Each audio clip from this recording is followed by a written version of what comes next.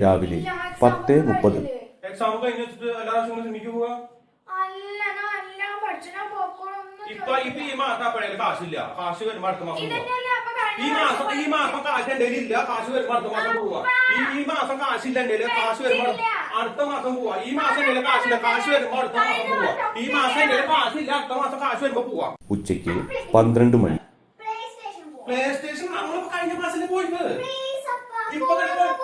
ഇല്ല. ഈ മാസം അപ്പഴേ കാശില്ല. അടുത്ത മാസം കാശ് വരുമ്പോ ചെയ്യാം.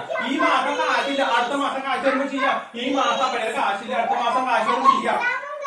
വൈകിട്ട് 4:40.